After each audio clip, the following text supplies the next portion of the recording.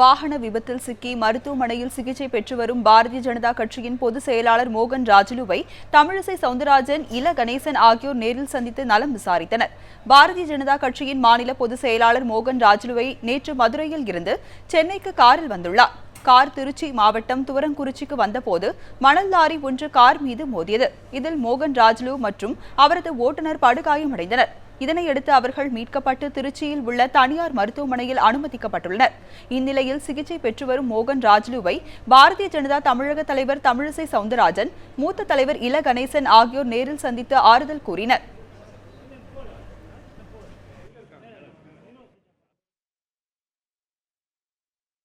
அவர்களோடு இணைந்து பணியாற்றி கொண்டிருக்கும் ஒரு கட்சியின் தலைவர் என்ற முறையில் அவர்கள் விரைவில் குணமடைந்து எங்களோடு கட்சி பணியாற்றுவதற்கு வர வேண்டும் என்று நான் இறைவனை பிரார்த்திக்கிறேன். மருத்துவர் என்ற முறையில் இங்கே நடக்கும் மருத்துவத்தை நான் முற்றிலுமாக விவாதித்து தெரிந்து கொண்டேன். சிறப்பான மருத்துவம் நடைபெறுகிறது. இதைத் தொடர்ந்து மத்திய இணையமைச்சர் பொன் ராதாகிருஷ்ணன் மோகன் ராஜுலுவை நேரில் சந்தித்து ஆறுதல் தெரிவித்தார்.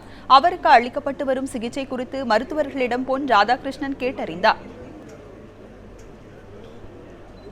மோகன் ராஜுலு அவர்களும் மாநிலத்தினுடைய துணைத் தலைவர் மரியாதைக்குரிய சுரேந்திரன் அவர்களும் அவருடைய தனி பாதுகாவலர்கள் இருவரும் மிகப்பெரிய அளவில் காயத்திற்குள்ளாயிருக்கின்றார்கள். சிறந்த சிகிச்சை கொடுத்து கொண்டிருக்கிறார்கள். விரைவில் அவர்கள் குணமாவார்கள் என்கின்ற நம்பிக்கை எங்களுக்கு இருக்கின்றது.